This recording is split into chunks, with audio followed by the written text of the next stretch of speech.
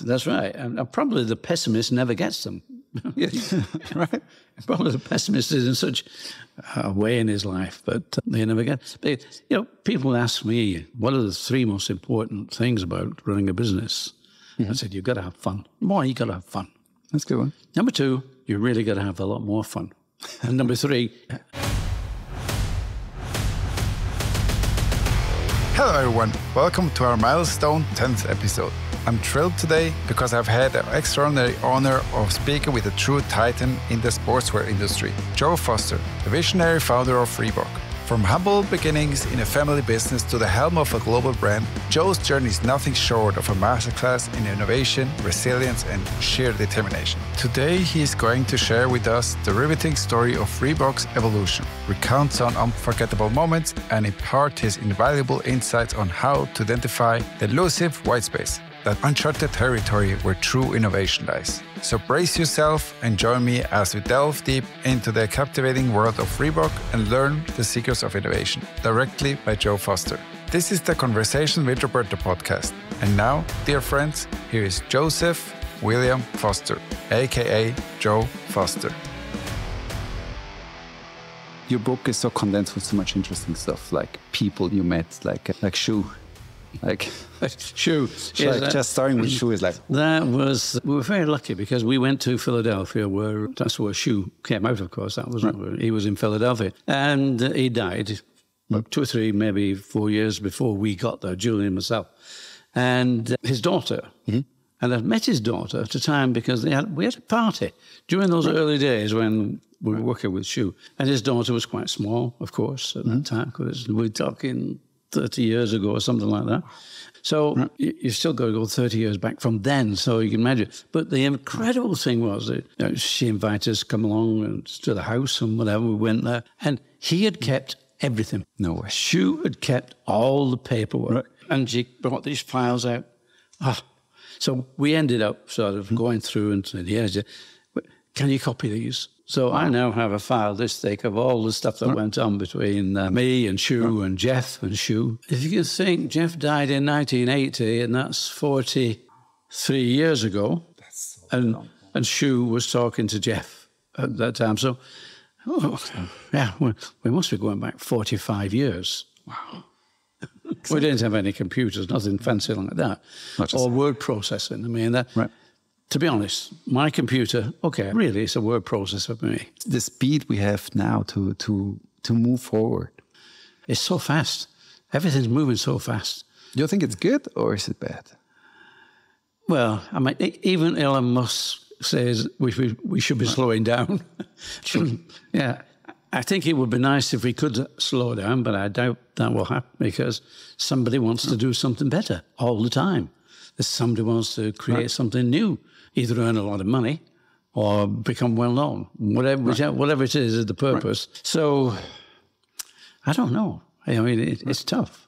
As I said, we were at the Vatican, and these were world change makers. They'd been invited there for this event. And the things they were talking about, they go well over my head, Right. I mean, I know what the metaverse is, but I don't know how it is. I don't know how do you get in there? Don't ask me about that. Yeah, we've all heard of blockchain now, and and we hear of these things and crypto, but these guys are sort of saying, crypto's here. It's taken a while to get going, but it's going to take over fiat. Fiat is the money that we normally have now. We all have fiat, and it was sort of saying, well, we used to barter. People used to barter too. That was the form of money. Then it came to gold. Then it came to fiat. Now it's going to crypto. Everything's going to be digital. Everything's going digital, And whilst a lot of fraud can go on with fiat, with regular money, a lot of fraud with that. Crypto. Now with blockchain, it's going to stop a lot of fraud. Although I hope so. Maybe somebody out there is figuring out how we can... I'm still very skeptical with what's happening. I mean, it's good. We need change. I mean, you talk about change in your book and the way it started, and there's no way we can stop change. And I don't think we shouldn't. I mean, you've got to. You know, when we started, Jeff and myself started in 1958. When we started with our company, which wasn't Reebok then, but the company's still the same company. We just changed the name. But what we started with, yes, it was just simple shoemaking. But that, you know, the methods we used changed, and of course marketing. Because in those early days, all we had really was performance. You made a shoe, and it was a running shoe. It was a football boot. Whatever. It was a performance product, but it started to go street. Yeah, and with running, that's running. Sort of, we'll talk about running on roads, training. That sort of shoe could become street. My grandfather invented the spike running shoe. Right. That couldn't go street. No, you shouldn't. You shouldn't go street. And football boots don't go street, but training shoes do. Yeah, it's easier. And it's like with Reebok, running, we could go street, and so that's where the volume comes in. Massive volume. But I guess it was. You could almost say that the training shoe was performance. Yeah, but they just kept the training shoe on because it was still performance in a way. It's like it was so good. And of course, you're thinking, well, basketball goes street because you can walk out in a basketball shoe. Tennis, you can go street because you can walk out in a tennis shoe. Right. Aerobics is the one that really goes from zero to the top. And that's because it went street. Yeah. So you would say that like the marketing was very crucial in that part and the design part, because you were doing the design at the beginning. Am I right? At the beginning, yes. I didn't design the aerobic shoe. the aerobic shoe. The only way I was involved in saying, no, you don't make shoes out of glove leather. Right. And yet then I reflect, and we did make shoes out of glove leather. We made a shoe called World 10. But what we did, we just reversed the glove leather, so we had the suede. Whereas with aerobics, they were using the skin side, which was finished with nice white finish. You had to remove that finish in order to get the glue to stick. If you want to stick a sole on it, you've got to remove it. And glove leather is 1 millimeter in substance. It's pretty thin, isn't it? It's very 1 millimeter. Thin. And then when you start working on it, in order to get the adhesive in, it goes down to 0.75 of a millimeter. It's really thin. And then you attach a sole, and you get a hard edge where this very soft leather meets this hard sole. And of course, what happens? Tears apart. Because you can tear glove leather, you can just tear it like a piece of paper. It's as simple as that. Pick it up, and just tears. So you can imagine you put a foot in that and get some weight into it. It's a good job that aerobics was women, because women usually are a bit lighter than some of these heavy guys. You know, a 7 foot Sheck O'Neill sort of thing. Putting his foot in that. Imagine putting glove leather. He wouldn't even lace it up; it'd have just burst off his foot. Do you know his size? Do you know Do you know his shoe size? Yes, 22. That's big. That's a lot of leather. That's why he came to Reebok. Can you tell me about that? Well, he wore Nike, as most of the basketball players did, but Nike only made up size 20. So every time he played basketball, it was killing him because he was putting his 22 foot inside a 20s boot. Reebok made a 22 for him, made it fit. So he came to Reebok. I think there's more to it than that, but that's it's more or less. I mean, you took the pain away in a way. Like, it's actually simple strategy. Take the pain away. Absolutely, which meant that he could probably play a better game. If you could talk about how you, like, a very short intro of your granddad, which you talked about, that he invented the spike running shoes. Now you came into the family and started with your shoes, because I really need to read this. Like the beginning, you're saying that you don't like running. That's right. Which is great. And you are a lousy shoemaker. But we're talking about actually making shoes. As against designing shoes and having ideas and whatever. That I was okay at. But making shoes, well, I just didn't want to be stood there with a machine just making shoes. You drift off doing that. You know, it's like, even sometimes when you're driving, if you drive the same road every day and go backwards and forward, sometimes you arrive and you think, just a minute, I don't remember going down, because you're automatic. True. And that's the same with shoemaking. In 1958, when we started, and I had worked, of course, for my father, which was grandfather's company. I'd worked there for a year. And I'd worked on this machine, and I think my father used to, it was a Blake sole sewing machine, but you put your shoe on there and you just go all the way around it, cut it and throw it into the back. And you repeat. Right. It's like, okay. So you more or less end up in just a trance. in a tunnel. You're in a trance. That wasn't my life. So being a lousy shoemaker, That's good. I would not be good at doing that at all. But I did it. And so, yes, we started the book. Yeah, I don't like running. But you were good at it. Pardon? But you were good at it. Moderately good at running. I was a sprinter. I couldn't run any distance. I wasn't a distance runner. My brother, Jeff, he was a distance runner. He liked running. He loved running up there. I gave up running probably at the age of 10. Okay. Well.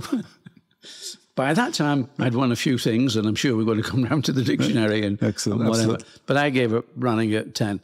Was I a good runner? Well, if you can take me back to being 10, that's 1945, the end of World War II. Right. So during World War II, when I won certain things, can you imagine? I'm in a running event, and I have spiked running shoes on. Not many kids. Nobody. If any. Exactly. And it had spiked running shoes. So whilst they're slipping and losing traction and whatever, did that make me a good runner, or did I have an advantage? A smart runner. Smart. Well, no, I was born into the right family, because that's the way I got some running shoes with spikes in. However, I did win the events, and there we go. That's all it matters, I guess. It did matter, but I wasn't. It was something that really, again, I didn't particularly think there was any skill to running. For me, it wasn't a skillful thing. It was you were either fast or you weren't fast. Right. That's it. Okay, you've got some natural ability, and then you can train yourself to get that natural ability to its peak. Right. But again, no. I prefer playing games. Right. I ended up playing badminton. Something where you've got to think a bit, and it's like left and right. It's just not straight line. Right, but just running. It's a beautiful metaphor as let's say for entrepreneurship. Like running a straight line, it's okay, I guess. It takes some knowledge, and you get better by practicing. But doing badminton, you have to adapt very quick. You have sprints, and then you have time when you're relaxing again, and then you have to sprint again. Yes, sideways. And it's all so much. You've got to beat somebody, and you're facing them. Exactly. Whereas if it's just you just shut your eyes, take a deep breath, and run for 100 meters and not hardly breathe. Exactly. In fact, you probably only have one breath, and that's when you go. Then 100 meters in 12 seconds, maybe I could have done it at my best. Maybe. But, exactly. But when you've got something like Bolt doing it at 9.8 or 9.6, so for me. Let's put it in a different way. I like winning. And running, I could only win up to a certain skill point. And then you would meet people who are much better. And I think then your days of winning are over, and you just become an also-ran. Yeah, and you don't want to do that. Especially. No, we got to move away from that and do something we can probably improve at. And I think with something like badminton, I enjoyed that. And you could improve at it. Right. I was also left-handed, which is like the spike running shoes. Left-handers have a little bit of an advantage over right-handers because mostly we play against right-handers, and right-handers play against right-handers. So you were always looking at the advantage of it. I mean, you have the spikes, then you have the left-handed. Then I'm left-handed, so yeah. Exactly. I've been cheating all my life, I can tell that. Yes. That's good. Well, I like the part when you're confronting your dad and tell him, listen, I need to move on. You have the edge that something is there. You want to win. You don't like to be in the losing team. Yeah. So you gather people around you to win. I mean, you can imagine we're during World War II, from 1939 to 1945. That's 6 years of my first 10 years. We have a war on. And during those times, of course, my father wanted me to run in races because you couldn't go anywhere whilst the war was on. Right. There were no lights, there were no amusements, or anything like that. It was so they had very local events, and these running events, what I went into, and my father, being part of a running shoe company, which J.W. Foster and Sons, they were the best known running company in the world, at that time. But you've got to remember that we're looking at athletics as being a performance, very Which is close really small event. niche. Yes. And so they were world famous. They sent the shoes globally. Yeah, a lot went to America, and usually to what was then the British Empire. So we would think of Australia, South Africa, India, places like that, big places. Right. But again, that was empire. But during that period of time, okay, I'm growing up. I'm 5, 6, 7, 8. And all my friends are out there kicking a football about and playing it. And my father wanted me to go and practice starts. Yeah, that's... You see all the kids playing there. It's like, no. no, that. I want to be playing football. Right, exactly. I want to play. That's right. So I guess that's probably the biggest reason that I didn't want to be doing what he wanted me to do, and that's practice running, practice starting. So he gave up on me when I sort of said no. Okay. That was it. But it takes some courage at that age, and then later as well, when you founded Mercury to confront a person of authority at that time, to tell him, listen, I need to move on. How did you got that courage out of you? Yeah, I guess maybe I was a little more cheeky in those days and a little bit more outspoken, and I would do things. I more opinionated, probably. Right. Good or bad, whichever. No, I didn't want to do this. And it was the same, actually, when Jeff and I actually left the J.W. Foster company. When we left, I got the blame. My father said I'd persuaded Jeff that we got to go. So I got the blame. Did you? Yeah, well, probably I did. But I think it was one of those, he could see the problem. I mean, we both, in fact, Jeff had worked in the family business. He'd worked 5 or 6 years in the family business. I'd only ever worked 1 year in the family business. Okay. Because I went to college and did some engineering before eventually joining the family company. And then national service came along. So you were gone. We were gone for 2 years. And we almost went at the same time. So I think they said that Jeff was doing an apprenticeship in his shoemaking. So he didn't go till he was 21. So he went about 6 or 9 months after me. But we were away at the same time. And of course, I guess universities, what does this to kids these days, where they leave home. Yeah, I mean, we had discipline as well. Yeah, I'm sure you did. National Service gave you discipline, which was good. I mean, it's good to get that discipline. Because and confidence. Yeah, once you get that discipline, both Jeff and I were also in the scouting movement, and that also gave us some discipline because we were very good scoutmaster who was doing it. So that time of my life, we got a lot of discipline. And we come back, and we go to the family business. Something we're looking at and thinking, this is a failing company. My father and uncle, they were at war. They were still at war with each other. I think there was 5 years difference between them. And I don't know what it was, but they just did not get on.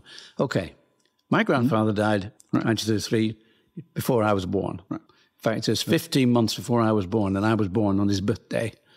So I became grandmother's favorite. There we go. Well, that's some curse, I guess. So grandmother's still around, and she is keeping my father and uncle together. She is holding them together, but they're not working together. And whilst Jeff and I were away doing national service, she actually died. And when we came back, the war between my father and uncle, that was really bad. Just like Rudy and Addie Dassler. Exactly, but what happened there? They couldn't work with each other. But they had the common, Rudy had the sense to sort of say, I'm going. And he went and set up his own business. Problem with my dad and his brother, my uncle, they just kept feuding. They just kept feuding. And the company was just going down. And we could see it.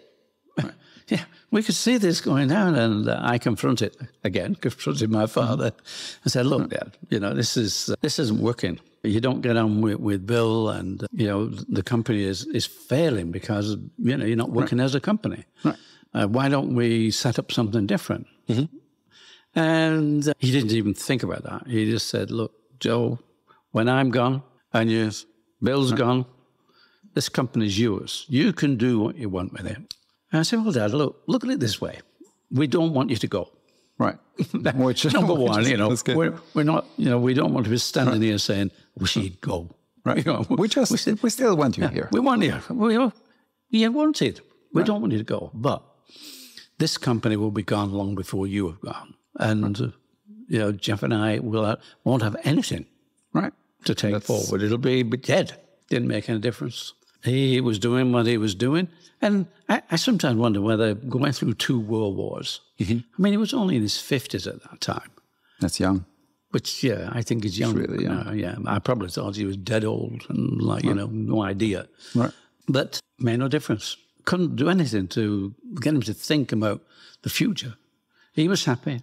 He went to the pub every night and had his beer and met his friends and whatever. Do you think it had also to do with the surroundings he was? Like the friends he had and...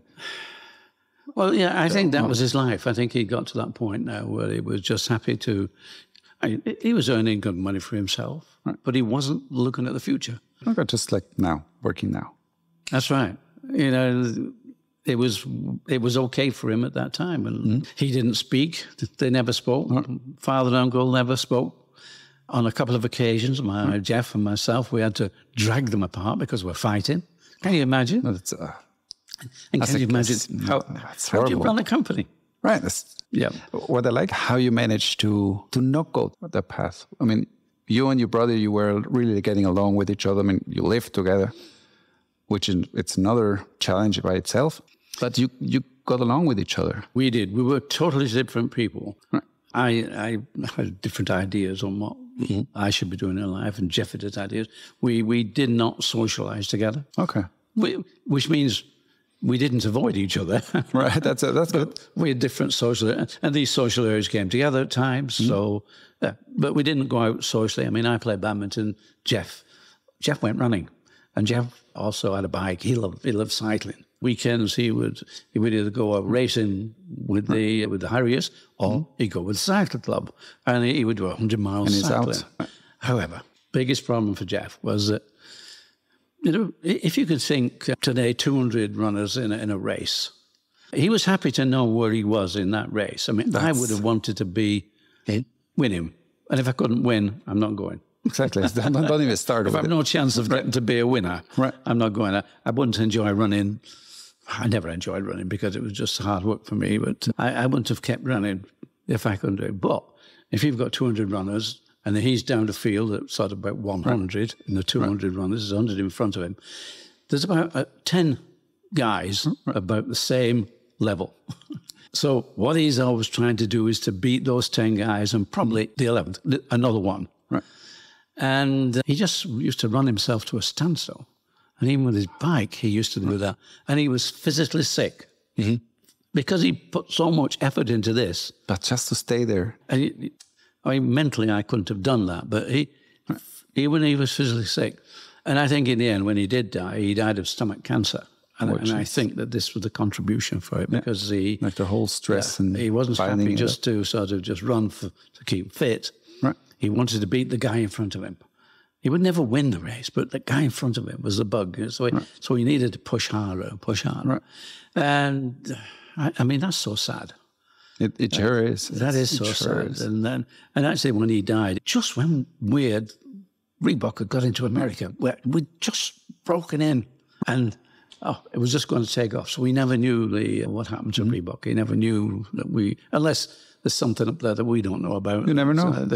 We never know. That allows him to look down. But I guess somehow he knew that it was something that's going to come bigger than what you guys were doing, because you were still, you pushed it through. And I mean, there were so many setbacks and you kept on going. I mean, there is like no plan B, I guess.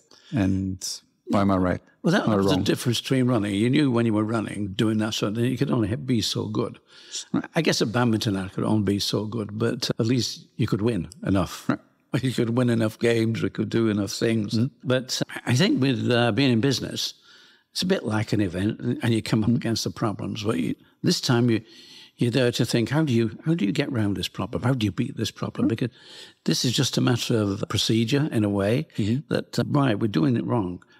This is a challenge. Absolutely. This is not failure. This is a challenge, and we're going to do something. And you can't go head on to these things. I mean, especially when Adidas threatened us to sue us because we were infringing the 3 stripes. Oh, yeah. Can you tell me what did you do with the leather of Adidas? Because it's a great story. The leather of Adidas. The writing of the lawyer. Oh, the infringement or. they wrote to us to say that we were infringing because we had 2 bars and a T-bar. We had 2 stripes and a T-bar. And that was our original silhouette. And we got this letter and we're thinking, oh my God, this is 4 years down the road. We'd had quite a few problems before then. I haven't changed our name. However, we got the letter and there was a question, well, you don't take them head on. You don't say, look, this is obviously not 3 stripes. This is obviously 2 stripes and a T-bar. And there's obviously no conflict here. But we don't want to be going to court. Well, we couldn't afford to go to court. We couldn't afford to do that. Right. And so as far as we were concerned, there was a simple answer. 5 minutes into reading this letter, we smiled. You just know we're here. We're a small company. Adidas have found out that we're here. There we go. And they feel it necessary to tell us to change. Right. They want to put put something in our spokes of our wheels, sort of thing. Yeah, exactly. They want to trip us up. But what they did do is they opened another door. Well, let's change our silhouette. And that helped. Yeah. So we changed the silhouette, and we've got this that we see today as the silhouette, more like an arrow. I'm amazed. I designed that silhouette back in the 70s. Yeah. And not this shoe. We've got to look at the classics. This is a classic, but this is Club C. The regular classic is still a design that they've got us 5 stars, in fact. But we've got to go back to 1978 when I designed that. The sole on that, and the sole of that shoe goes back to 1977, 78. That's what I call a sustainable design. That's right. But I think you can't change too much because I think what you have to have is recognition. You have to, I guess, the heritage, but you have to move forward. You shouldn't stay too long on the past. I mean, otherwise we wouldn't move. I mean, materials, just design, operating methods, they can help you change a product. You won't understand the fact that we made our shoes. They were board lasted. Board lasted means it had an insole. There was a piece of material, and then we folded the upper round. We stuck it to this material. Right now, it's simply slip lasted, or they made like a bag. Right. So everything's sewn together like a bag. Then you push the last in, and that gives it its shape.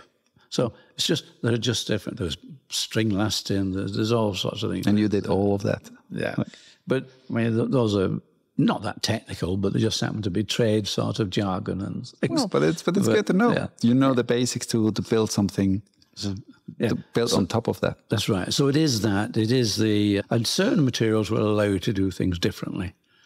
And so that's what will progress. But that must be fun. It had to be fun to see, okay, that's something new coming out, or there are new materials or new processes or new way at looking at things. I mean, I call my company, a design company, I have a reframe because I like to look at it from different angles. And also I don't like to say problems, I call them challenges because problems just stop you. And challenges, like you mentioned, with Adidas, there is a challenge, let's move on, let's change the shape, let's do something with it. Well, and I think that's it. And I think that you have to be a person that can accept challenge as a challenge, not as a problem. And I think it's almost like somebody saying, you're not quite right. You can, there's something better around the corner. Have you looked around the corner? Right. Have you thought about it? How can you be different? And this is what these problems do and challenges do for you. And the optimist will accept challenge. Yes. It's the pessimist, of course, who finds it very difficult to accept him. Whilst we're in the Vatican, amongst these very intelligent academic people, and one of them was going on about... There's a reason why you are there as well. I don't know about that, but and he was talking about the pessimist and the optimist, and he was talking about 2 children, 5-year-old children.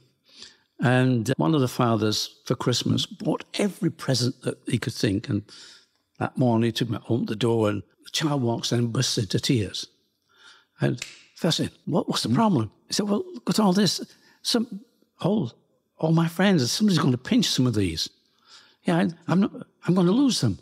Right. Oh, the other kid, his father took him into a shed, which was just full of manure. And he just said, wow, this is fantastic. Look at all that manure. There must be a pony here somewhere. Yeah, exactly. Oh, I like that. I'm going to steal that one. That's such a good one. So, yeah, I mean, that is it. The optimist and the pessimist. Yeah. You can give everything to the optimist, to the pessimist, and they're fearful. Right. Do you think there are pessimistic entrepreneurs, or let's say pessimistic, successful entrepreneurs? Well, I would like to say no. I'm sure that somebody around here has been a pessimist and fallen into into a successful something or other. Right. But I'm not sure that everybody who's a scientist is an optimist. But I think most scientists are. But in general, I think to have a good, long experience as an entrepreneur, you have to be optimistic. You have to be able to smile. You have to be able to look at things. You better smile. Yes. Right. Yes. And that gives you the energy. It gives you the energy to think, okay, and what do we do? So the optimist enjoys challenges, and the optimist actually is wanting challenges. Right, just closes and... That's right. And probably the pessimist never gets them. Right. Probably the pessimist is in such a way in his life, but they never get. But, people ask me, what are the 3 most important things about running a business? I said, you've got to have fun. You've got to have fun. That's a good one. Number 2, you really got to have a lot more fun. And number 3, if it isn't fun, get out. Well, true. It's so true. It definitely helps when you're juggling. Yes. Family, business, competitors. You wouldn't be doing this if you weren't going to enjoy it. No, I wouldn't. Because you'd be no good at it. I mean, I wouldn't. I'd be no good at it because I'm not technically involved. Although, I nearly became an electronics engineer. Yeah. So anyway, optimism. That's what makes the difference as far as I'm concerned between when you're doing something, when you're doing anything, if you're optimistic, you have a chance. I like to say that the optimist and the pessimist live the same life, just the optimist has more fun. I agree, yes. I'm sure the pessimist... I think Jeff was more pessimistic than me, but I wouldn't call him a pessimist. Was more realistic? I think I was the more inventive. Okay, so you were more curious, I guess. Yeah, more curious, more inventive. That's why I got the blame for leaving the family company, because I was being the one, Joe must have... Always the curious get the blame. He must have persuaded Jeff that we should do something. And, we were comparing Addy and Rudy Dassler, my father and uncle, and Jeff and myself. But when we set up our company, and we haven't been going that long, and Jeff said, look, Joe, I love the factory. And he did. He loved the factory. He loved making shoes. And I didn't. All right. So he was happy to run the factory. He said, Joe, you do everything else. So he liked his comfort zone. Well, yeah. I mean, what he could see is how to make a shoe. It was a practical thing. It was. Whereas the rest of the company, marketing and other things, they're quite invisible. They are. Right. Yeah. There's something you've got to work at in a different way. How did you see that? How did you start to see that there is more, that you actually wanted to conquer the world? Reading the book, it feels like you were restless. Or you are restless. You're still traveling around the world. You never stop. Yeah, I think restless is correct. That we all think, oh, it'd be nice to just sit back and enjoy life and just sit back there and not worry. Then, maybe a day, 2 days, a week. In fact, when I stepped back from the company, it was a very similar sort of situation, because I was at 35,000 feet. 2 or 3 times a week. I was flying all over the place. And I thought, wow, it'd be great. No more flying.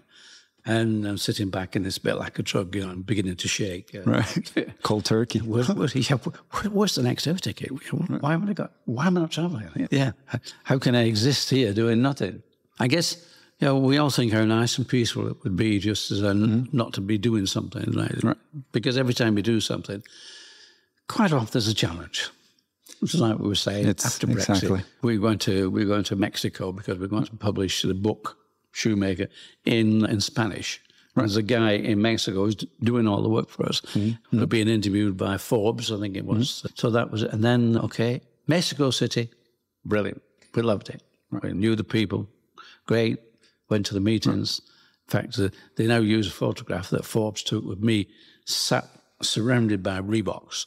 There we go. One in my hand, and I'm throwing this up, and they've got the shoe in the air. They've got, Perfect. Not even the face like here, not here. That's right. And now that's being used quite a lot. So we had fun in Mexico City. That was great. It's interesting. People are actually very helpful, or do you think they are not helpful? I mean, going back to Reeboks, you mentioned so many interesting people that they were so helpful in your journey.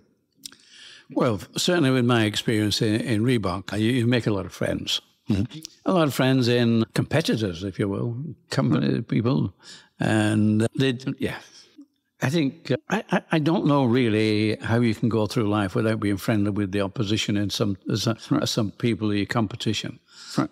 And friendly competition is not bad. But there were people, not directly, I don't think I had friends with Nike or Adidas, but it's a respect, but other companies, respect. Other people, and a lot of them sort of, when we did have a big problem, they turned up and said, "Joe, can you do this? Can you make me these?" Right. As you've read the book, and we nearly went out of business at least a couple of times. Exactly. Okay, we can start with shoe. I mean, he helped you in a very annoying way. But I think it's kind of like a blessing in disguise, like pointing you on the things that they need to change or you need to adapt to move forward. But talking about that person who gave you machinery. Oh, John Willie. Yes, John Willie Johnson. Well, he was a great guy. I met him because the shoe industry, as indeed a lot of industry, was going to the Far East. Mm-hmm. Manufacturing in the UK was getting difficult, and it was more expensive to manufacture in the UK, and you've got to have products at the right price. If somebody else is getting their product from the Far East and is getting their product for a third of the price that you can make your product for, they've got a lot more money to spend on marketing and whatever you spend your money on. So what was happening is that I would say every month at least one shoemaking factory was closing down in the UK. And what would happen is there would be an auction. Right. We stayed alive because what we never did, we never hired machinery, rented. Okay. And a lot of shoe companies rented machinery. Yeah, we always bought second-hand stuff. You know, it works enough. It's good enough. We couldn't afford the new stuff, and we couldn't afford to pay the rents on these machines. Mm-hmm. And you go to these factories which had closed down, and they were auctioning off lots of stuff. But there'd be big gaps in the production line where these machines that they'd rented had now been picked up by, I think it was British Shoe Corporation, British United Shoe Corporation. They picked that up, and so the big holes in the line anyway. But I used to go there because, well, why not? You can pick something up a lot cheaper, materials, some machines, and whatever. And John Willie Johnson used to go to everyone. Right. Everyone. And he'd just sit on a chair, and he never bought anything that I ever remember. All that happened is that if an item didn't go, because, I mean, these shoe factories closing down, there was a lot of rubbish. They bought too much of it. And every time, if nothing went, the auctioneer would look at John Willie, and John Willie would just nod. That was his then. Right. After the auction, he would go with the auctioneer, and they'd sit down and obviously come to a price. He would remove all this stuff. And I happened to sit next to him one day, and because I'd bought some leather, and I'd overloaded my van, and I got picked up by the police for being overloaded, and I'd paid a fine. And I'm telling John Willie about this. He said, "Joe, why don't you come with me?" He said, we can go together. He said, but don't ever think of picking the stuff up. My men come down every auction, fill the wagon up, and a big lorry, they fill it up. He said, whatever you buy, and I know he said, I know you don't buy that much, but I can't afford to. Right, exactly. He said, we'll bring it up. We'll bring it up for you. And, that'll be all right. And they used to bring it up and bring it actually to our small factory, and didn't just sort of stay where he was. He was about 20 miles away, and they just brought it. And I said to John, what do you do with all this stuff? Because there's all sorts of things, stuffed crocodiles, stuffed birds, that kind of stuff. That were part of the office, somebody, whatever they'd done. You got all those as well as machinery and findings. Findings are all the bits and kangaroo leather. Everything. And come on, I'll show you what we do with it. And then we went into this warehouse. This warehouse is about 10 times bigger than our factory, where all this stuff. And I saw a machine, And I said, John, I could do with that one. It's called a pounding up machine. When you last the shoe, there are wrinkles around the toe. This machine, you spray it on it, beats them out, as it were. What I could do with that machine, John? Can I buy it off you? I said, no. Oh, okay, then can I rent it? Well, I said, no. Oh, okay. He said, you can have it. He said, you can have it, give it me back when you've done with it. And his men brought the machine down, put it onto our production line, wired it all up, and that was it. Done. And he did that for me on numbers of occasions. And he would come to me, Joe, I've got this clicking press, whatever, that I'm not using. Can you use it? Right. And I'm sure he knew very well. And I'm sure he bought it somewhere just for me. But that guy, he was amazing. Yeah. What do you think that he saw in you to be able to do that? I mean, it's unusual. Yeah. Maybe he thought I was stupid and needed help. Well, that helps. But he did follow us. He did follow the progress of Reebok and probably saw the potential. Probably thought, well, if I can give this guy a little bit of help, he may make it. So, yeah, there are a lot of people. Even when we needed, when our distributor, Lawrence Sports, went out of business, I mean, that was about 80% of our production. Right. And I'm having to lay off workers. I'm having to say, I'm sorry, guys, or whatever. And there were companies, I think about 3 or 4 companies, competitors in some ways, just phoning up saying, we could do with 200 pairs a week. Can you manage to get 200 pairs a week? And yes. And the guy at Bata, have you heard of Bata, B-A-T-A? Isn't that aren't they in Lausanne as well? He lives there. Tom Bata lives there now. The headquarters is in Toronto. Okay. In fact, it's a place called Batawa. Can you believe? Near Batawa. It's massive. Biggest shoemakers in the world. They still are. Okay, wow. Volume-wise, they're still the biggest shoemakers in the world. Must be huge. They're in Latin America and they're in India and Asia. But they've huge markets. They pulled out of Europe and USA because I think more or less the strapline for the company was shoemakers to the world. They had hundreds of factories and they made low-cost, low-price shoes. Shoes for the masses, but of course where people have choice, as in America, as in Europe, they wanted something more with a brand, with a name, something better. So their business sort of tailed off in those areas. But Tom Barter himself, he does live in Aubonne, I think it's called, just outside of Lausanne. Right. But so my friend who worked for the company that went out of business, the old man who owned the factory, who owned the business with Lawrence, he decided to retire and let his son-in-law run the business. And my friend just did not get in with this guy. This guy was totally not fitted with shoemaking or whatever. And so my friend left that company and took the whole sales force with him and went to Bata to set up a sports division for Bata. And of course, that was the beginning of the end of the Lawrence Sports, because without a sales team, and he'd not a clue how to build another sales team. And then you have the best horse leaving the house. And there were other reasons that they went out of business, because he was an engineer and he did some really bad, made some really bad moves. And, like trying to tweak everything to make it perfect, which I guess never works. Well, the one thing I did learn is that you can't do it all yourself. And you need a lot of good people. You sure do. And I think your success depends upon the right people working with you. It does. Right. Your success does. Because it's up to you to give them the means by which they can glow. They can do things. They have ownership. They feel that they are Mr. Reebok or Mr. or whoever. They feel that. And if you give them that. How did you find those people? Pardon? Or how do you find those people? We were lucky. We were very lucky because Reebok started to grow. And Reebok was rather a nice place, nice brand to work for. Because we were successful. And our success really came with aerobics when we really grew. We were a winning company. And we had that winning culture. And people loved a winning culture, yes. We had a couple of mistakes with people because they came to us with an ego. And no, we don't want an ego. We're Reebok. Right. We're not Fred, we're not Bill, we're Reebok. Right. Just like we're not Joe Foster. Right.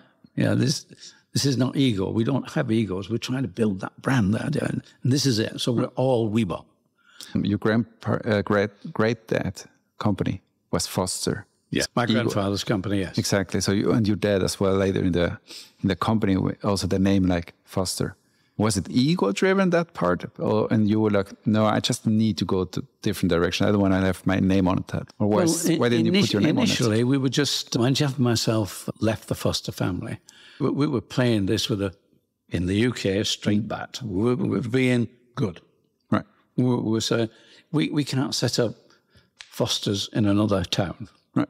Competing against the parent company. And I mean, I don't know, I suppose these things happen in a lot of companies that, in fact, just to mention Barter, the grandfather was called Tom Barter. Mm-hmm. His father was called Tom Barter. And Tom Barter, who I know, was there, and his son is called Tom Barter. So, wow, what a pressure. Yeah, it goes down by the... Well, my grandfather was J.W. Foster. Mm-hmm. My father was James William Foster. My uncle was John William Foster. My brother was Jeffrey William Foster. I am Joseph William Foster because I was born on the same day as my grandfather. And I had another brother, John William Foster. So we're all JWs. In fact, my uncle had two girls. Yeah. One was called Dorothy, which sort of stepped out of line. But the other was called Jennifer Winifred. So she was a JW as well. So you can imagine that. But you got stuck with the J's. We got stuck with the J's. Well, you got stuck with the J's. I got stuck with the J's. With two J's. I married a Jean. Exactly. And now, my brother also married a Jean. And now with the J. And we lived in the same property at the time, which was the factory. So what's your favorite leather? So it was great fun. But so we didn't want to set up as J.W. Foster against the parent company, which was J.W. Foster. Mm-hmm. So we said, well, we've got to think of a name. And we did. And we came up with Mercury. So we were Mercury Sports Football. And we liked the name. We liked Mercury. And we had the Mercury, the winged messenger. I don't know if you got the image. He holds a torch and has wings on his heels. Oh, yeah. He's the winged messenger. And that's Mercury. So that was a good logo. Bad. Yeah, that was great. We had that. We liked that. But, of course, when we couldn't register the name Mercury, that's when we had to change that. And that's in the book. And I think that's a bit of fun. That's a fun story. And I love the analogy. I don't know if you can share that story. That would be great because it has to be... Exactly. I mean... To 1943. Oh, and we have mentioned war years and mentioned the fact that we couldn't go anywhere and we had sort of domestic events, and one of these were running events, and I won an 80 yards race. Great. And I go up for my prize. Yes, there's your prize. And they gave me a dictionary. Webster's American Dictionary. Perfect. Living in Great Britain? Yeah. In the UK? I mean, I'm only 8 and I'm saying, where's the football? Right. Come on, where's the football? What can I do with a dictionary? Every child dream to have a dictionary, American dictionary. American dictionary. I suppose I could have kicked the dictionary about a bit, but sure you could. Not the same as a football, is it really? You don't get much fun out of kicking a dictionary about. So I was pretty disgusted and probably came out with a few choice words at that time. I was only 8. Mm-hmm. And thinking about that, I'm 88 now, so that's 80 years ago. That's a long time ago. And it's about this time of year because where the schools would have events. So it is almost to the day. We're talking about 80 years ago. I won this dictionary. There we go. Congrats. That's right. 1943. We're in 23. So the dictionary hung around for quite some time. But let's fast forward now to 1960. We've been in business for nearly 2 years, and we have to change our name. Mm-hmm. And we're sitting around the table. And I'm sure you've sat around and think, look, we've got a little business or we're doing something. What do we call it? Sometimes it's dead easy. Yeah. But other times when you've got to do it. Right. And we're sat around the table, new names. Cougar. Hey, that's a good name, isn't it? Cougar. Right. All right. Put that down on the list. And we got 10 names. The agent who was working for us said, don't bring me one name, bring me 10. 10? Oh, well, I want one. Anyway, I'm sitting there, so I open my dictionary. I like the letter R. Don't ask me why, but I like the letter R. So I opened up my Webster's Dictionary, my American Dictionary, the letter R, and I'm flipping through there. E is not too far down the alphabet when you're flipping through. So I come across R-E, R-E-E, B-O-K, Reebok. What's that? Well, it's a small South African gazelle. We're a running company. Gazelle. Perfect. Wow. That's it. Top of the list.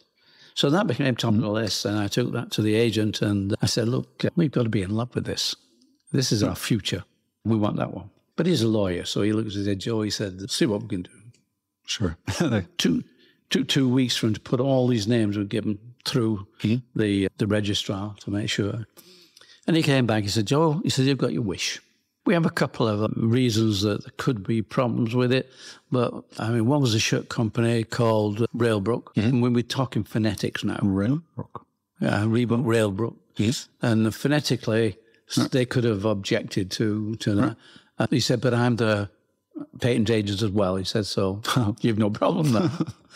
The other one was Reebok, which was a ladies' underwear manufacturer. And he said, I don't think they will object to you being Reebok making shoes. No. So something is running and something is... He said, okay, we'll do it. He said, but there's one caveat. So the registrar has brought up. He said, well, what's that? And he said, well, if somebody is making shoes out of Reebok skin, you can't stop them. And, you know, no. I look and say, that'll never happen. That's impossible. That'll never happen. So we'll take that. Okay. But the registrar also said, okay, because of this probability or possibility, we can only put you in the B section of the register. Bear in mind, up to a month ago, we didn't even know there was a register. Exactly. Okay. So B section, 10 years later, the registrar came back to us to say, we moved you to the A section. And I said, oh, well, great, fine. Why? He said, well, everybody now knows Reebok. And Reebok is now, it's an athletic shoe, and it's not an animal anymore. Poor animal. Has to take the fall to the B section. So that's it. We got Reebok, and I like the story myself. It's a fun story. It is a fun story, and it was a better name than Mercury. Yeah, Mercury 3, so Reebok 2, and isn't Mercury something that just doesn't stick? It just moves. That's too right. Much. Mercury, Quicksilver. Yes, exactly. Yes. So yeah. So, and it served as well. I think it's, and a lot of people like it, yeah. And so when we came to, we talk about marketing, and it's just that my view on this was not just to have people like the product, or like, that's a nice shoe. I wanted them to like the name. I wanted them to say, you know, look, if you buy Reebok, you'll smile. Right. You'll smile because they're great. You know, Reebok is a heart. And in fact, that was one of the things that with Jeff and myself. Jeff would look after the factory. I had to find the pulse. Oh, I like that. Right. I had to find the pulse. I had to make it. So that was always a fascination for me, was to make people love the name. Right. Make people just love that. The stories, true whatever stories. Whatever Reebok was, make people love that. And if you push that around enough, not just we're victory, we're big, we're this. No, we're loved. Which at the end helps. It's just it's playing long term. That's right. That has always been the reason why. No, it's not Joe Foster. It's Reebok. You love Reebok. I guess it takes out the pressure as well of yourself. Well, you do. You can more trust people. Like you give them hand them the baton to keep on running. That's right. And when we left Foster's, Adidas had come into the UK and they'd taken football. Or what the Americans call soccer. Right. And we need to emphasize what is it. They'd taken soccer. And for us to get into football or soccer, that would have been a costly operation. We couldn't go there. So that was the first time we were looking and saying, well, we need to find something that we can make a difference with. And we started to call that white space. Where's the whites? Where's that nice clean sheet that we can go and make that difference with? And so in the north of England, we had a few different areas we could go into cross country. We had orienteering. We had numerous things that. That's really white space. Yeah. So if we could own these small areas, we could put them together and we could grow, and which we did. And of course, then my occupation was we became the best in the UK for running shoes, athletics. We became known as the athletics company. Right. Even Adidas couldn't get to the depth that we got in the in that athletics market.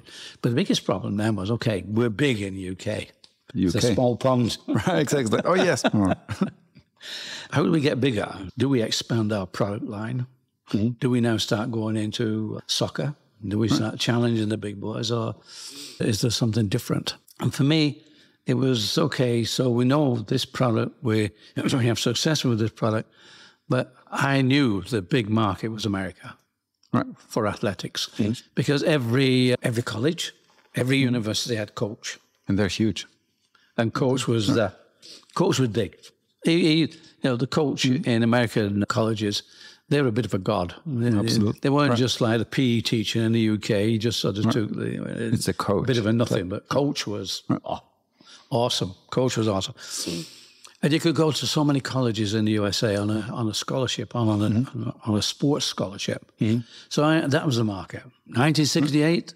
Well, before 1968, I'm talking to Jeff and the wives, the family. So maybe we should try to get to America. And whilst I wouldn't say the response was pessimistic, the response was we can't afford it. It's you have the family there behind you. It costs a lot of money to fly you across to America. At that time, it's like... And then you've got to do this, is that. Well, it was more or less we don't have the money. Right. So, Such as the cost, we don't have the money. But I'm sort of saying, well, maybe we stretch a bit. Maybe we should. However, much to my good fortune, reading a magazine called Eurosport, the British government are advertising that they wanted us to export to America.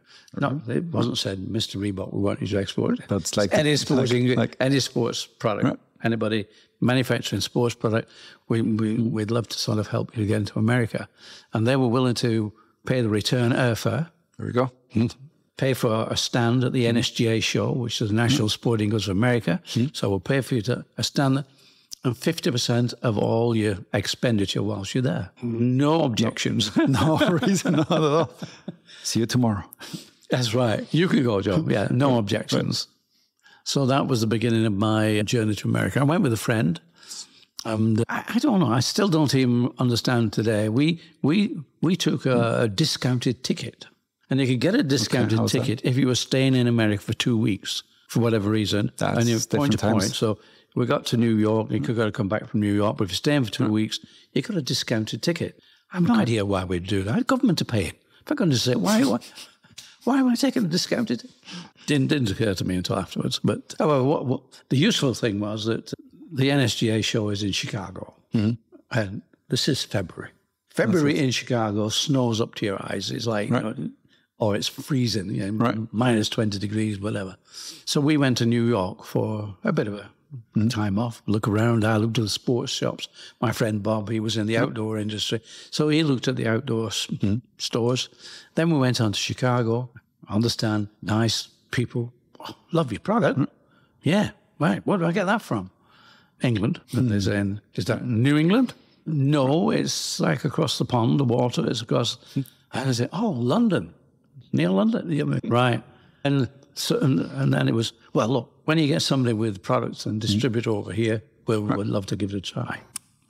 Yeah. This is 1968. And Bob only came that 1 year, but I went year on year. And it was 3 years in Chicago, 1 year in Houston. So how long did it take me to get that distributor in America? And you've already mentioned Shoe. Right, exactly. Yeah. He was one of my failures, but we had 3 years together. Yeah, battling out. So you worked 3 years with Shoe together? I was 3 years with Shoe trying to get it to work, yes. But I guess it took like more years of patience. The real serious thing I learned about this is that we didn't have the money to really make the push that was necessary to get in there. We should have been...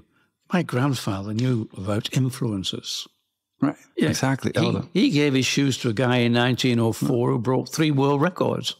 And he also had 2 gold medals in 1908 at the London Olympic Games. Yeah. He supplied the athletes who won gold medals in the 20s. Right. That was Eric Liddell, Harold Abrahams and Lord Burleigh. And they were all immortalised in the film Chariots of Fire. They were the guys who were immortalised. And my grandfather made the shoes that they earned their gold medals in, and he must have given them to them. So that was influencing. That was definitely influencing. That was influencing in those days. Right. With this curiosity to do something different. Yeah. We actually, a guy called Frank Shorter, you won't know him, but he was a famous athlete in America. Right. He actually bought a pair of our shoes, but it didn't sort of generate the what we needed, because in those days, in 68 to the early 70s, running wasn't such a big category. Exactly. They were into basketball, baseball, the American sports. And so we really didn't get that traction that we needed. It was difficult then. It's like... Yeah, it was very difficult. When did I get there? Yes, when did I get there? 1979. So just a couple of years into it. Yes, 11 years. And people say, what are you thinking of? Just spending 11 years doing that. Exactly. And I said, I was having fun. Exactly. Isn't it like they say what's a beautiful saying with the 10 years of overnight success? That's right. It took 10 years, but got overnight success in 10 years. Yeah, something like that. I'm already like almost around 10 years now starting doing that, what I'm doing. It's like, yeah, well, keep at it. You never know. It's weird, but it feels I'm starting. Like it feels like I'm still like the fire in me. It's just burning hotter than before. If it feels like that, you're having fun. So much fun. Yeah. Still a lot of sacrifice. Probably meeting some great people. I'm not talking about me. Well, I'm sure meeting great people. Meeting you, it's been great. I would have never thought that, like, when I was a kid, like having pumps, and it's like, and now I'm meeting the founder of that brand who actually is doing that. So I didn't invent the pump, but no, but you was one behind you, like the brand. That's right. It was one of our white spaces. It was something different, and it's great to get something different. And if you manage one thing which is different, and you actually use that can make all the changes. But it took me 11 years. That's it. But the difference was, I had 6 attempts, 6 different distributors. I could probably name them all. So what worked, in fact, was the fact that in 1979, we got a 5-star running shoe. Where did that come? That came from Runner's World. In America, it started off the late 60s. People started going out training, going out with shoes to keep fit. Well, simple way of keeping fit. You didn't need a lot of rubbish. You didn't need a lot of kit. Pair of shoes. That's all you needed. Pair of shoes, shorts maybe, and you went out to train, to run. And this grew. It grew to the point where going out for keeping fit, somebody said, why don't we have a race? So they started to organise 5-kilometre races, 10-kilometre races, half marathons, and more marathons, and more people just started to grow. And then Runner's World came along, and Runner's World started off as just a single paper. But he was telling you where the next races were, who had won the last races. And so this was a Bible. People were picking this up. By 1975, 76, it was about a 50, 60-page, full gloss, full colour magazine. And he was selling millions, because there must have been 30 million Americans going out there just keeping fit, entering races. I like the part where you mentioned that it started small and focused on just one niche of people. And like your brand, that's what I was like with Reeboks, like just that's little niche. We really help those people. That's right. And help those, and not just like start to like we want to take over the world. Like, it wasn't Sports World which would represent all these. No, he just focused on running, and running became massive. But how do you focus? I mean, I found it so difficult not to chase the shiny object of the squirrel. Like that's I think opportunity. What happened with running, being so simple, all you needed was a pair of shoes. You didn't need a lot of kit. You didn't need to be part of a team. You could do it yourself. So it was only you, and you could run.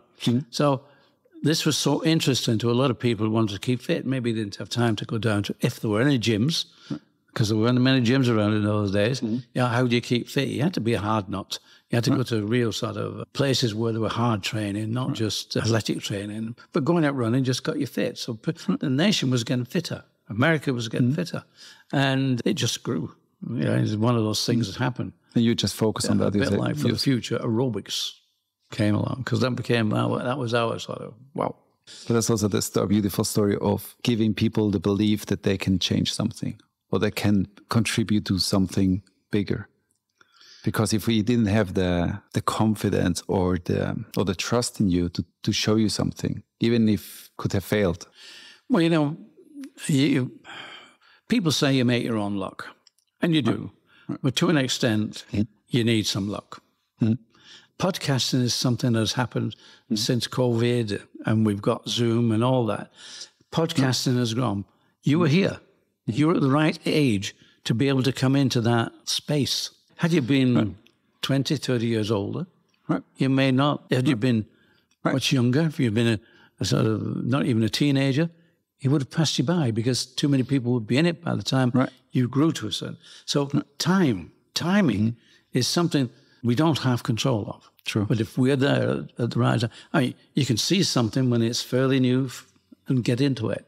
And, that's it. But if it hadn't arrived, just like running arrived in America. And you saw that. Though. We were a running company. What a perfect timing. I mean, the people, I don't know if you know Clark's Shoes. Clark's Shoes are a British company. They're quite well known, quite big. They're international now. Been going for many, many, many years. Longer than Reebok. And they just make street shoes. But they're big and they make quality street shoes. And they try to get into, they saw sport. We'll make sneakers. Nobody wanted to buy a Clark's sneaker. The kids' shoes, they're the street shoes. They're laced, they're your regular footwear. I mean, the quality, it's top, but still. So that name doesn't fit. Right. The name doesn't fit sport. If they wanted to be in sports, what they should have done is either buy a company, they could have bought Reebok at that time, and run this as a separate division. But the only way you get into this is because you're not trying to make yourself a multiple confusion. Like you were saying, why don't you take a bit of this? But no, it doesn't work. Focus. What I'm seeing more and more is like people or brands are collaborating with other ones. Like Nike is starting to collaborate with Tiffany. I mean, now collabs. We all call them collabs now. That's the latest marketing. What do you think about that? Latest marketing is collabs. It's the latest thing that's happening now. It'll go for a certain while until somebody finds something else too. But you get companies that are big. And coming back from Rome, we're sitting in the airport and there's a young girl sat maybe a couple of meters away. And I looked down and I said to Julie, look at those shoes. That's a collaboration with Adidas. Okay, so that's Adidas making the shoe collaboration is Lego. And so these things, it's like, well, that's what's new today. And you look at something which is catching people's imagination. And that's now what the big brands, big footwear brands are doing, these collabs. Right, the whole story build. Yeah. It's more story building on top of each other. Reebok are doing them all the time. In fact, this one's got E on the back. They're a collaboration with somebody. So it's still there. So it's marketing. When does a company change from a performance company to marketing? Is it very fluid? I mean, you need marketing, I guess, to push the product. You always need marketing, and one part of your marketing has got to be a decision as to what you want to be known as. And such as Nike are probably known maybe more than anybody else as a performance company. They do invest in performance. Right. You see a lot of it. And so that drives the company. But then they also know they've got to do collaborations with other people and whatever. Yeah, the story behind it is like they bring out books about shoes, about branding and all that stuff. Well, you look at Nike and of course you've got Michael Jordan. Right. I mean, that was a big collab. Now, Air Jordan. So the collaboration there has been massive. That is, and it's still going. A massive part of the company. Yeah, and this is what brands have to do. They've got to look at how do we influence people. So you think when you had in the basketball room, you had Shaq, which is also like huge, like literally huge. 7'2", size 22's boots. That's that's big. I mean, that's big. I mean, they're this big. Yeah, it's enormous. It's like a fishing story, isn't it? Yeah, just put a baby in there. So, yes, I've seen one or two of those on a bar collecting. He was now collecting money. Right. I've never seen that size. Charity, yes. Right. Shaq's boots, yes. I mean, that must have been great to have an ambassador as him. Well, yeah, this is me. I'm not saying that was luck. Reebok went out of the way to pick him up. Yeah, but then you also make your luck. I mean, you mentioned a lot of times about luck and how lucky you are, but also looking at your background, your tenacity, you never stopped. And of course, the book reveals the past, but it shows that you always were looking forward. You didn't look back to lick your wounds instead of like just moving forward. Well, I think that's essential. A brand A brand has to move forward. If you plateau, you go down. And Reebok has plateaued. Plateaued in the 90s. I'd stepped back in 1989. Right. So I was sort of relaxing, doing different things and whatever. And Reebok did plateau. Nike had plateaued. And in fact, Nike plateaued during aerobics for Reebok. I mean, we've not got to go into that story, but we needed production. There are only so many factories. Right. And Nike hit a wall. Oh, sorry. That story in South Korea with the bag and with the white powder. Was it in South Korea? Yeah, that's a different story. But please read the book, listeners. Yeah. It's a great story. Nike hit a wall. And they had to pull out of at least three factories. And we were looking for production because we couldn't keep up with the orders. We could not keep up. The orders were coming in, so many. And it was incredible. And had we not been able to satisfy those orders, Nike and Adidas would have said, wow, there's some volume here. We'll jump in. And Reebok would have lost it. Fortunately, Nike pulled out, we moved in, and we managed to we managed not to starve the market. Right. And to keep it going. So we owned aerobics and we maintained that. That took us bigger than Adidas, bigger than Nike. So we became number one through aerobics. I wonder what the conversations on the board meetings are.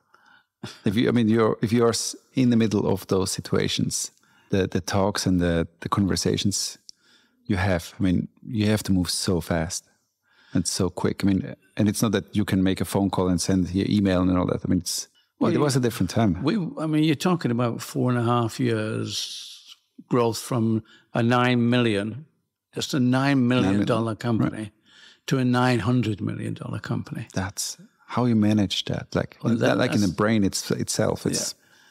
Initially, money was a problem because how do you finance it? But we got over that. And it was product. Right. Then how do you produce the product? Because we're talking about selling shoes. It's exactly. It's something physical. We got to make these things. Right. Yeah.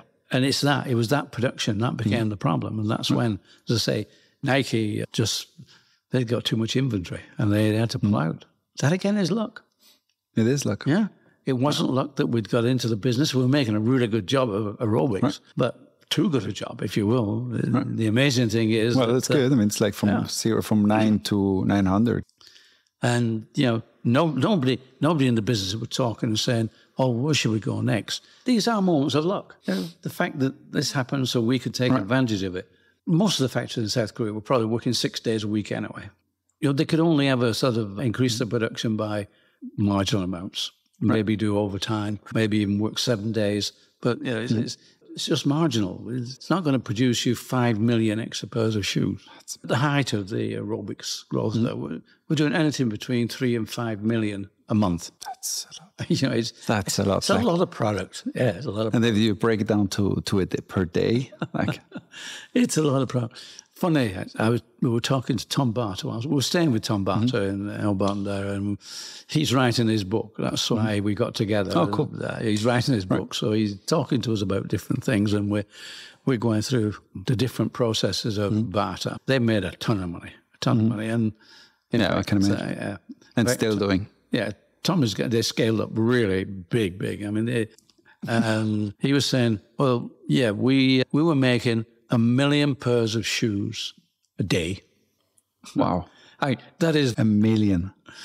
Yeah, but that's a lot. I can relate that to Reebok because when we got our 5-star rating, and all of a sudden, people like Kmart wanted 20,000 pairs, 6 months work for our small factory. We had to go to South Korea. We got in South Korea. But before we got there, my friend who had left the company and gone to Barter to set up their sports division said, Joe, if you get 5 stars and you start to need product, we'll help you.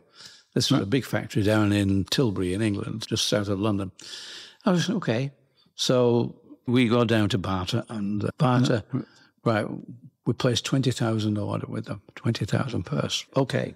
We're in Manchester, they're in London, say.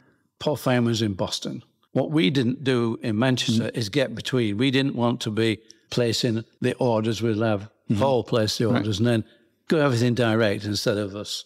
We'd have our royalty on this because we did royalty arrangements for this. And so Paul Fireman got 20,000 pairs from Bata.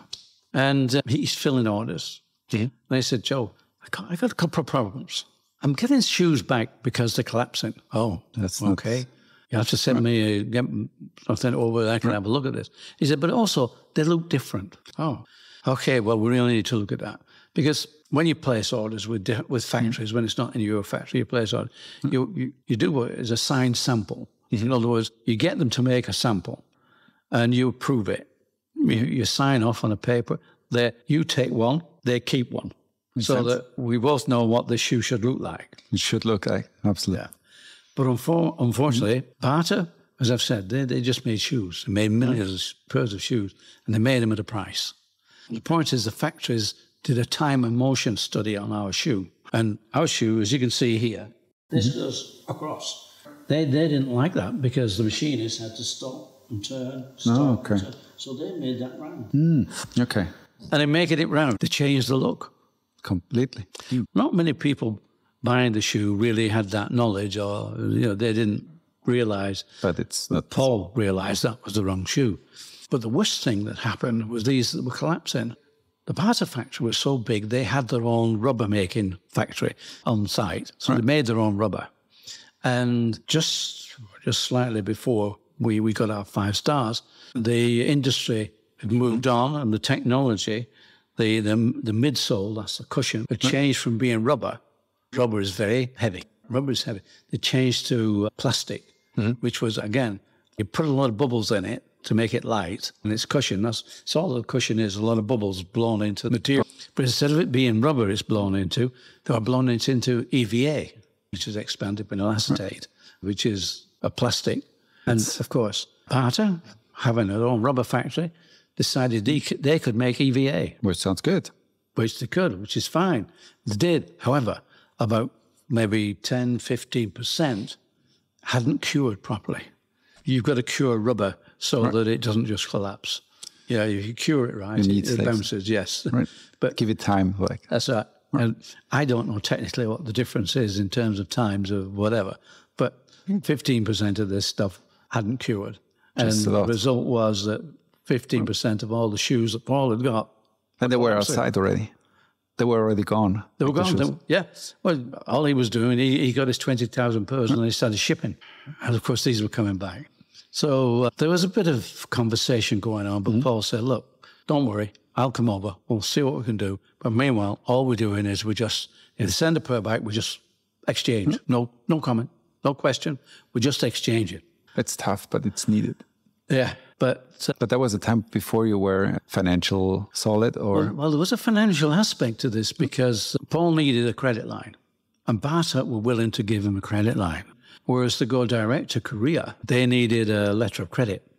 Oh, okay. So a letter of credit, I don't know if you know much about the banking system, but a letter of credit means you've got to have the money, and the bank are happy to give you a letter of credit. So if you've ordered 20,000 pairs of shoes, and if they're worth, we'll say, £10 a time or €10 a time, it's like 200,000 euros you've got. And if you've not got that in the bank, the bank won't do it. So you've no credit line. But when you sell the shoes to your consumers in America, they want 30, 60 days credit. The finances, that was a big, difficult part. It was a time when I had to make a decision because I could see Reebok had an opportunity. This wasn't about Joe Foster. This was about Reebok. And so we met up with Stephen Rubin, through Paul. Paul had a guy, American Built Right. They were in Boston. They were just a rubber company. And the guy knew this English guy called Stephen Rubin. And Stephen Rubin, one of his companies, ASCO, was a sourcing company out of South Korea. Perfect. What a timing. So that was perfect. But of course, he wouldn't give a credit line without having some sort of deal. And he made a deal with Paul Fireman where Paul Fireman lost half of his company. But at least, Paul realized that if he didn't do that, he wouldn't be getting the product. And as you can imagine, we got a credit line. Stephen didn't expect the amount of credit he would have to give. And Paul was saying, right, you own the company almost now, so you got to keep going. But Stephen got a bit nervous at when the debt got to $20 million, which in those days was a bit, the early 80s. Yeah, it was $20 million. I mean, it's still enough money. It's a lot of money now, but at that time. Yes. But Stephen stayed with it. But it was the time that I thought, well, Stephen may pull out, and Paul was talking to me, look, you know, can we take the brand? So I would say it was a question of me saying, I can understand that if he hasn't got the brand, he's only got a distribution.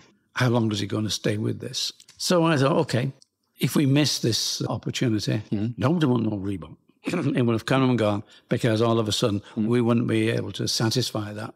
So it didn't take me long. It didn't take much. I thought, okay, I'm a founder, but there's no point in being a founder in a very small pool where you lose it because everything overtakes or fireman pulls out because he's no longer the owner. Things go that bad. So I decided time to sell. Must be tough. Not that tough. You know, it's a decision between there's an opportunity here for the company. Right. Can the company reach that number one? Like putting back your ego again, like don't let the ego dictate your... Right. No, I'm the boss. No, it's because you're not. You're only as good as your opportunity. And that opportunity was bigger than me. And so for me to decide, okay, I'll do that, Paul. And I sold the company. I sold the shares. But of course, today people say, well, you sold your company. I say, yeah, but I'm the founder. Nobody can take that away from you. And you can't take that away. And, being the founder of what company was that? Exactly. Well, Reebok, you said? Right. Mercury? Who was that? Well, we never knew that. So I'd have been a founder of nothing. Right. So I might as well be the founder of something. Nobody can take that away from you. And Reebok have had a lot of CEOs. They've been owned by Adidas, owned by Authentic Brands Group, who are big now. They're really Isn't big. that Shaq majority owner of it? Yeah. And, and I'm thinking, well, I won't have the worry. And of course, if it goes well, then I'm still working with the company. Right. And still being curious and doing what you like to do and travel around. And so people say, would you change that? You look how big, would you change that? And my only answer to that is, look, we overtook Adidas. We overtook Nike. Became number one. What's to change? So it's like... yeah, what's to change? And again, I was saying, yes, as founder, maybe people don't like the idea that, Joe Foster's the founder of Reebok and he's no more than I am and I own the company or whatever. Exactly. So what? Exactly. So what?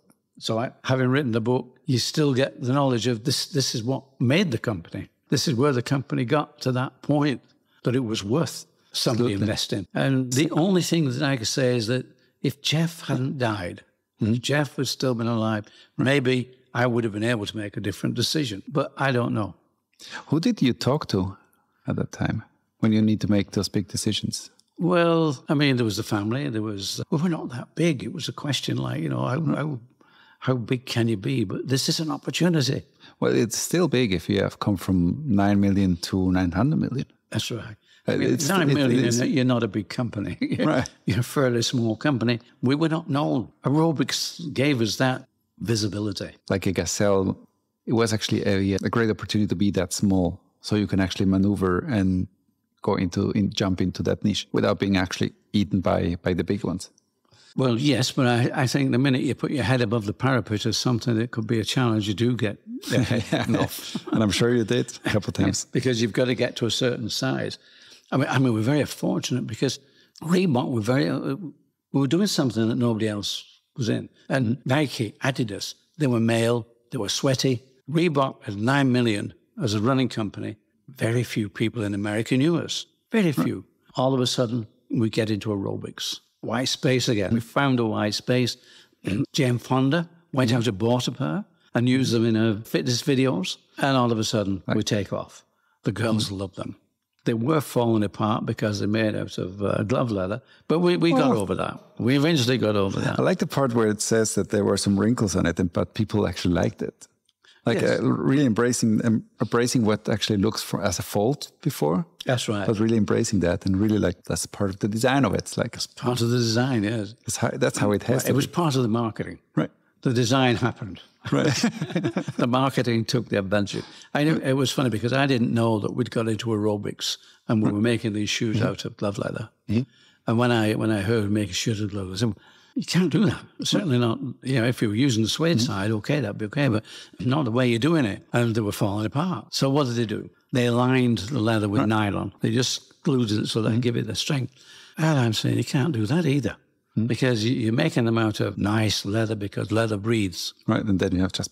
And they put glue and nylon and stopped it breathing. So what did they do? They punched holes in different shape and they punched this nice pattern of holes in so that it would breathe. I can think of Reebok can make holes. Yeah. And the lesson I learned from that was that marketers are better at making shoes than shoemakers. Yeah, they focus more on the way to sell it. Yeah. Right. I think it's a blessing to be naive, I guess. So we became a marketing company instead of a shoemaking. Right. Shoemaking holds you back. You make shoes that you know will work, whereas somebody makes a shoe because it has a different function. I have a question that I would like to ask you. If you were able to make a shoe that's going to last forever, would you do that? Would you sell that? A shoe that will last forever? I would say the biggest problem with that is not the fact that the shoe would last forever, but people don't think that way. People would leave it in the cupboard and go out and buy something else. Yeah. People need change. And so a shoe that will last forever is, probably somebody doesn't walk in it, it'll last forever. Right. And there's probably plenty of shoes out there which have been made for... In fact, you go to Toronto, to the Barton Museum. They have a museum there. They've got things which are 1,000 years old.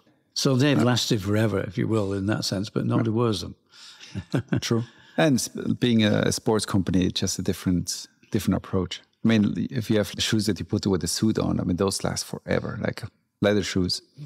And again, the technology moves on. So your shoe might last forever, but if it's got the wrong technology, people won't wear it. Things move on. So people love to have change and different things. I mean, the one thing I love about a shoe is it's got 3 dimensions. This only has 3 dimensions when you wear it. Apparel only has 3 dimensions. Otherwise, you just make something up. It's really only 2 dimensions, most apparel. Right. Exactly. A hat has 3 dimensions, but you think of T-shirts, trousers, whatever. And so... Yeah, I mean, it's great. You can actually admire the shape. You can turn it around. You can see the shoe. So a shoe lasting forever, no. I don't think many people would even like to try and make a shoe last forever. No, I mean, there are some companies that are doing them more sustainable. So you can actually change part to... Well, I think sustainable these days in the footwear industry, and we know a few people who are now... They're looking at making sensors so that when you need to change a shoe, you change a shoe. And then instead of throwing that away, it goes to a recycling place and they will strip it apart. That's one way. It all becomes part of the cost. I mean, it's a great beginning. I think we really need to make a change to make products that are recyclable. It's one thing, but to last longer, I think it's more the way we should approach it at the beginning instead of putting too much effort into recycling because that's not going to work. Well, I think people are thinking much differently these days. You've got to think about if you've got a shoe that's made of leather, you need cows. So, and the cows, okay, that's food in one way. It's either milk or it's food. And if you didn't have milk from cows, if you didn't have food from cows, you wouldn't have the hide. So you would move on to other materials. And I'm sure there's some materials about that. I think they can almost grow leather these days.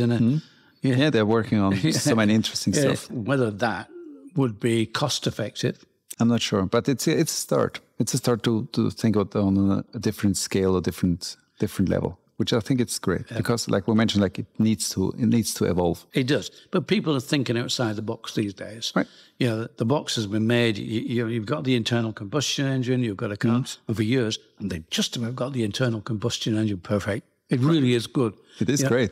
Lasts forever. You can press a button and it stops. It really is good. And we had a private viewing of the Porsche 911 factory. We're asking a lot of questions like, well, how about electricity? What are you thinking about? No.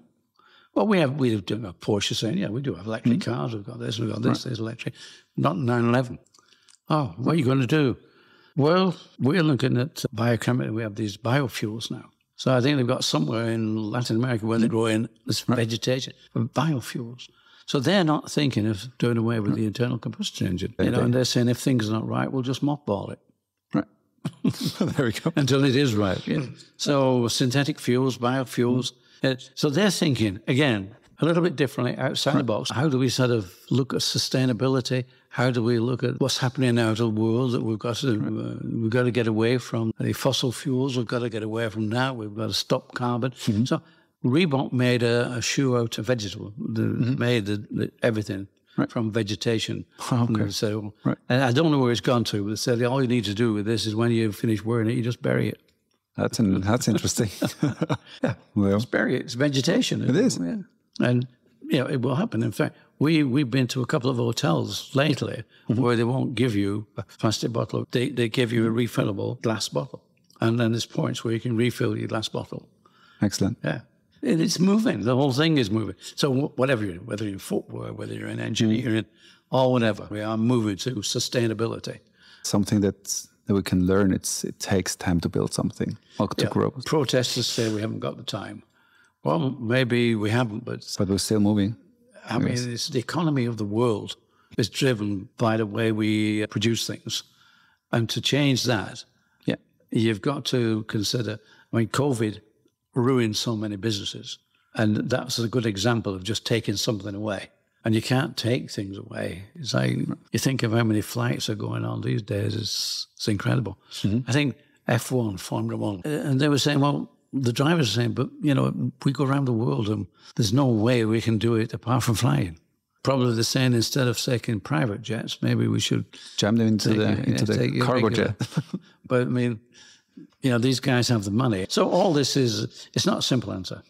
No, but it's a good answer. It's not simple, we can do this. But there's one question I really like to ask. What do you believe that others don't? People come to me and they say, how old are you? 88? You're never 88. And so almost answering your question, and we get this discussion, and it's like, don't let the old man in. That's when you become old, is when you let the old man in. So I'm believing that that's it. You've got to keep moving. If you stop moving, you become solid. It's just a question of just keep going. And it was the same with running the business. When you get a problem, no, you just keep going. So I think it's whatever the odds are, even if you can't see the answer, you can't see the outcome. If you don't keep going, you have no chance of going to the outcome. So you've got to keep going. So I think a lot of people maybe would give up, maybe say, and I must admit, apart from keeping going, you've got to enjoy it. The having fun part. But if you keep going and you're not enjoying it, then, as I say today, I learned a few new words, pivot. Right, exactly. Pivot. Everything is pivoting at the moment. Don't change direction anymore, you pivot. Exactly. It's like, you don't grow your business now, you scale. Exactly. So I do learn new things at 88. I learn to... Being curious as well, like it helps. These new phrases that come out from all these marketing people.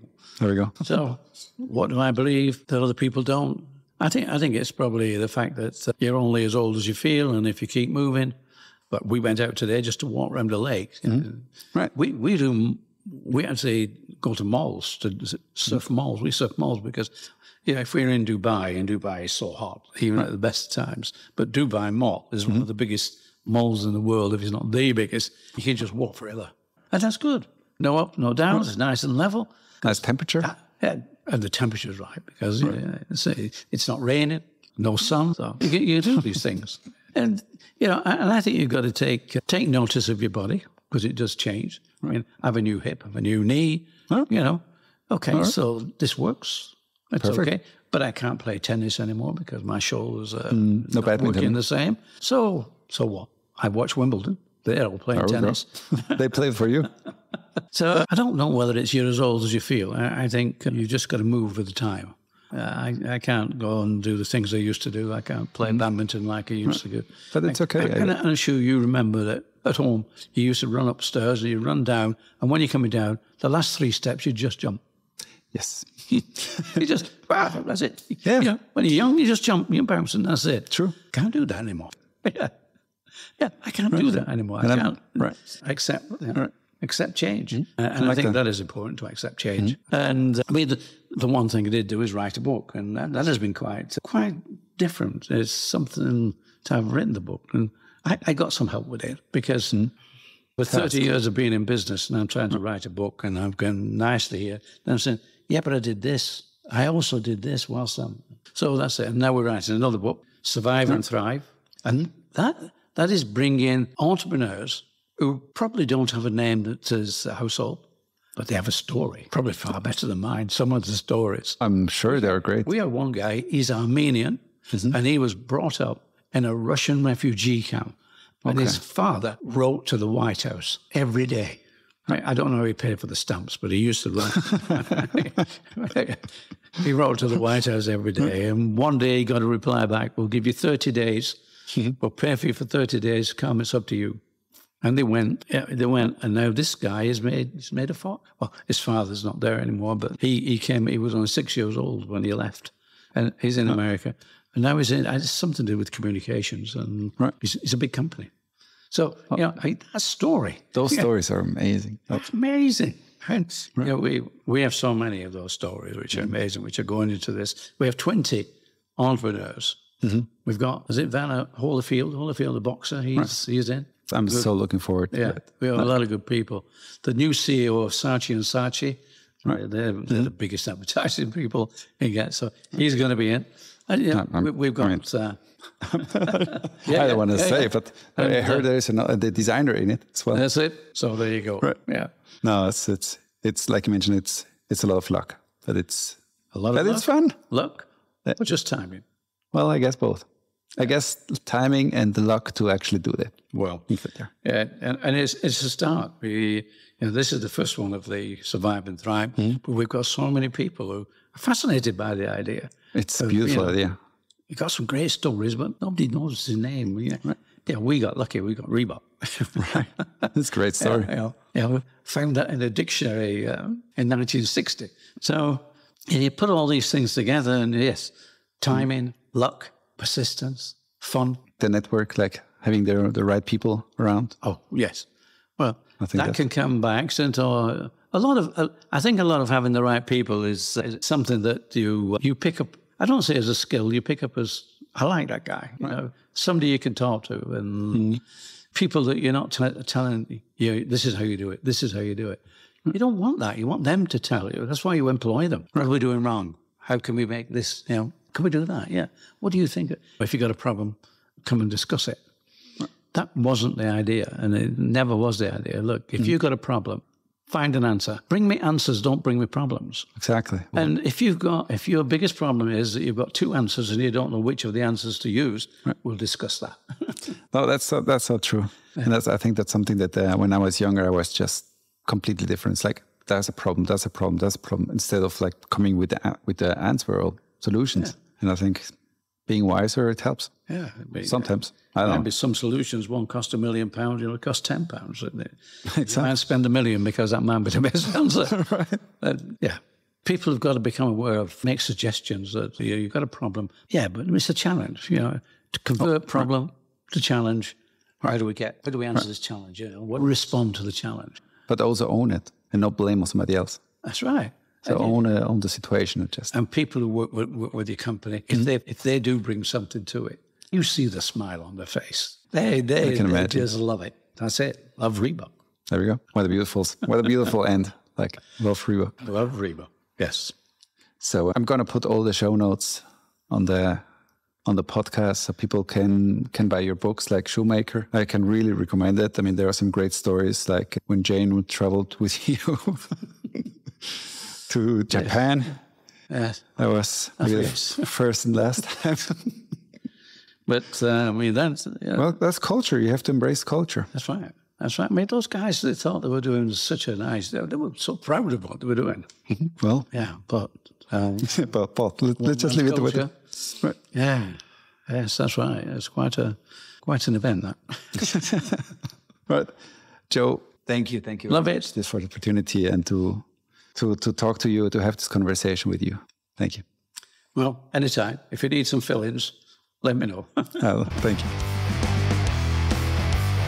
At Conversations with Roberto, we believe we can build better brands, experiences, and products by having conversations and learnings from experts and leaders in their fields. Send this episode to a friend or friends that need those insights and frameworks. And feel free to rate us and review us on your favorite platform. Thank you for listening to Conversations with Roberto. Bye.